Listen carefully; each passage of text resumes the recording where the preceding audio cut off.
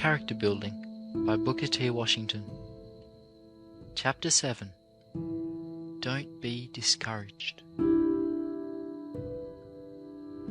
Last Sunday evening I spoke to you for a few minutes regarding the importance of determining to do the right thing in every phase of your school life.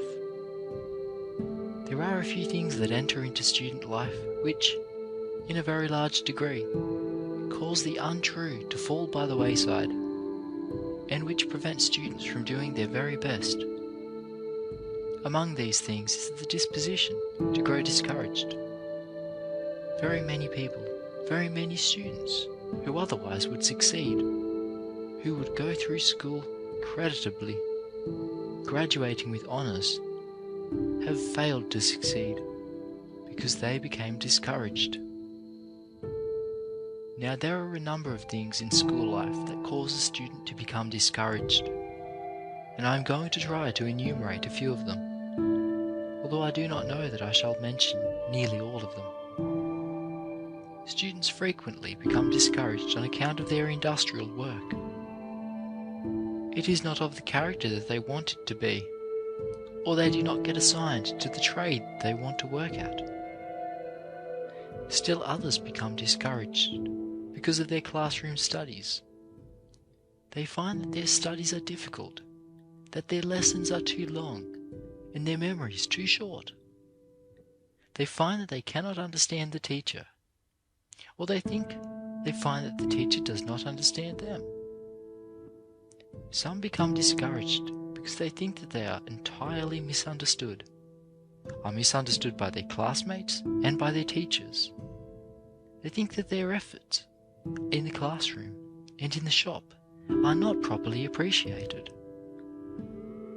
Others become discouraged because they feel that they are without friends. It seems to them that other students have friends on every hand who are encouraging them, who send them money, who supply them with clothing, and that they themselves have no such friends. You become discouraged for such reasons as these. You feel that your highest and best efforts are not appreciated. This tends to discourage you. There are not a few of you who get discouraged because you feel that you belong to a despised race, that for a long time you have been trampled upon because of your color, and because of certain peculiar characteristics, that you have been neglected or oppressed, and that there is no reason why you should make an effort to go forward, that you belong to a race that is doomed to disappointment, to stay under, and to not succeed. Some of you become discouraged and despondent because of poverty. Perhaps here I strike the basis of the reason for most of the discouragement. You come here, and your parents disappoint you. They do not supply you with money. You become discouraged because they do not supply you with proper clothing, or with what you think you ought to have, and, very often, with such as you really ought to have, and that disheartens you. You find that other students have money, and you have none.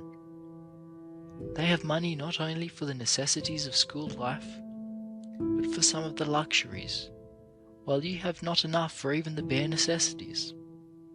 Other students are more than supplied with clothing, while you are very scantily supplied. You shiver in many cases by reason of the cold, while others are comfortable and nicely dressed. Sometimes you are even ashamed to show yourself in public because of the appearance of the old coat or trousers or shoes that you have to wear. Some of you become discouraged because you find yourselves without the proper books.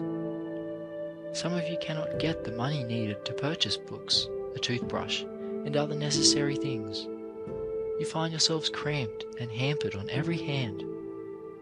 You are discouraged at this point and at that point, and you feel that nobody's lot is as hard as your own. You become discouraged, you become dissatisfied, and you feel like giving up.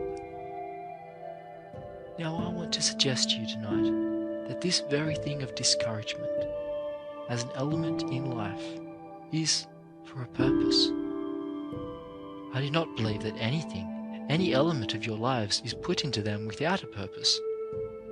I believe that every effort that we are obliged to make to overcome obstacles will give us strength, and will also give us a confidence in ourselves that nothing else can give us.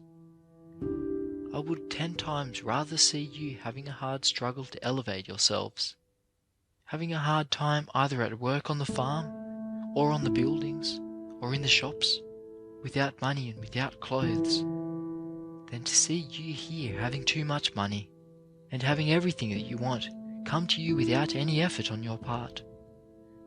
You are blessed, as compared with some people.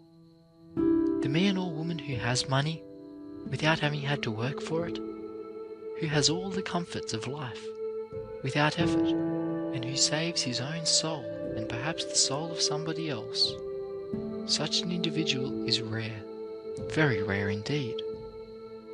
Now it is not a curse to be situated as some of you are, and if you will make up your minds that you are going to overcome the obstacles and the difficulties by which you are surrounded, you will find that in every effort you make to overcome these difficulties, you are growing in strength and confidence.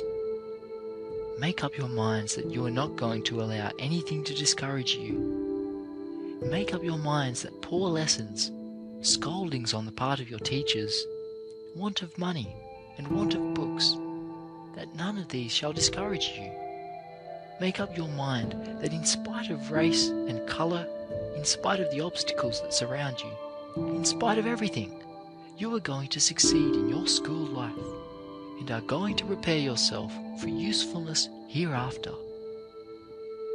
Every person who has grown to any degree of usefulness, every person who has grown to distinction, almost without exception, has been a person who has risen by overcoming obstacles, by removing difficulties, by resolving that when he met discouragements, he would not give up. Make up your minds that you are going to overcome every discouragement, and that you are not going to let any discouragement overcome you. Those of you who have been inclined to be moody and morose, or have been inclined to feel that the whole world is against you, that there is no use for you to try to elevate yourselves, make up your minds that your future is just as bright as that of anybody else. Do this, and you will find that you have it in your power to make your future bright or gloomy, just as you desire. End of Chapter 7. Don't be discouraged. Recording by Luke Sartor, Griffith, New South Wales.